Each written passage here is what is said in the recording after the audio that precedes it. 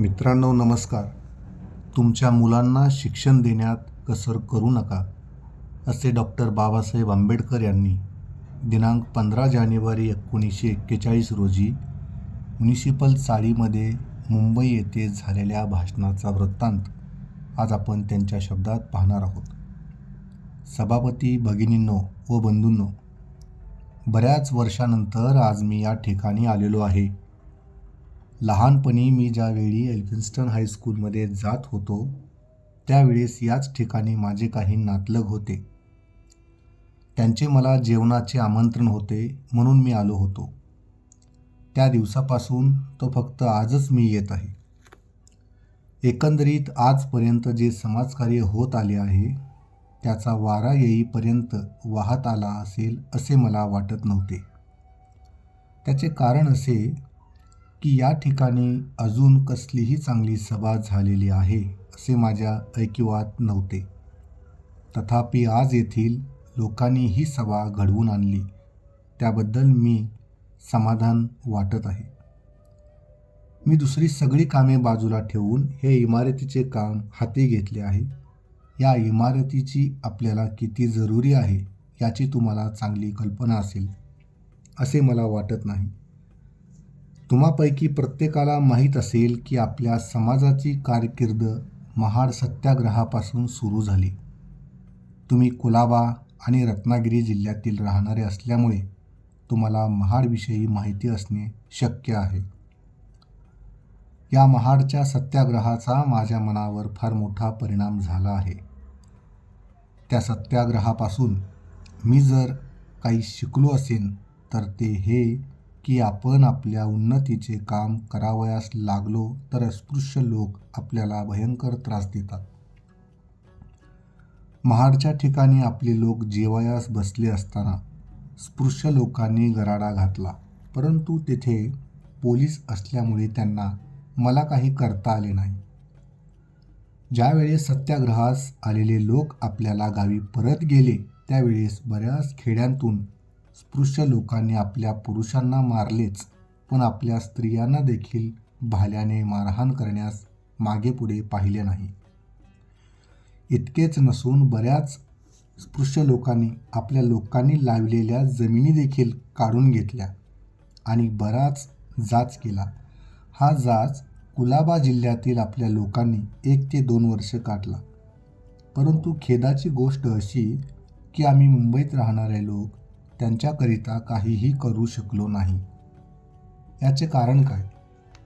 त्याचे कारण दुसरे तिसरे काही नसून त्या लोकांची दुःखे निवारण करण्यासाठी आपल्याजवळ पैसा नव्हता आणि याच कारणामुळे माझ्या मनावर असा परिणाम झालेला आहे की आपल्याला आपला सामाजिक लढा लढविण्यासाठी आपणाजवळ पैसा असणे अत्यंत आवश्यक आहे.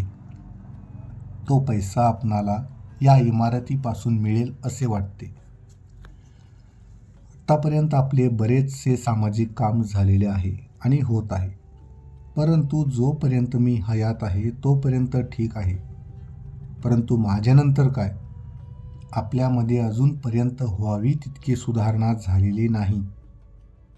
आपल्याला पुढे आपला लढा लढविणे क्रमप्राप्त आहे.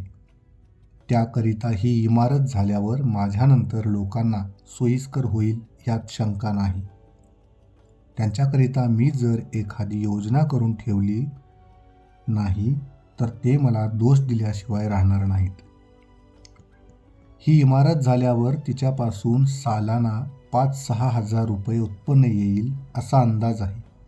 या उत्पन्नाचा विनियोग आपल्या लोकांना स्पृश्य लोकांकडून होणाऱ्या त्रासाचे हरण करण्यासाठी करण्यात येईल. ज्याप्रमाणे एखादा शेठ मुलांच्यासाठी इमारत किंवा एखादी चाळ बांधून ठेवतो, अगदी त्याचप्रमाणे ही इमारत बांधण्यात माझा हेतू आहे. माझ्यानंतर या इमारतीपासून तुम्हाला फारच मदत होईल, परंतु तुम्ही सर्वांनी एकोप्याने राहिले पाहिजे. म्हणून सर्वांनी या कामाकरिता मदत करणे आवश्यक आहे.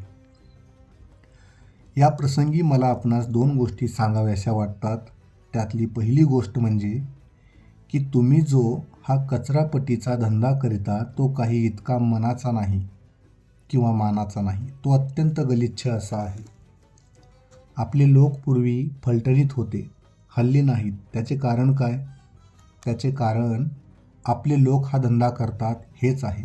हल्ली ब्रिटिश सरकारला माणसांची फार जरुरी असताना देखील आपल्याला फलटणीमध्ये येत नाही. त्याचे कारण दुसरे काही नसून आपले लोक जो धंदा करतात तेच आहे.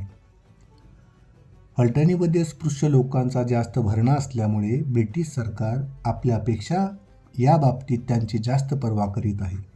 म्हणून तुमच्या मुलांना तुमच्यानंतर तुमच्यासारखाच धंदा करण्याची पाळी येऊ नये म्हणून तुम्ही सर्वांनी काळजी घ्यावयास पाहिजे. मुलांना शिक्षण दिले पाहिजे अशी तुम्ही इच्छा धरली पाहिजे.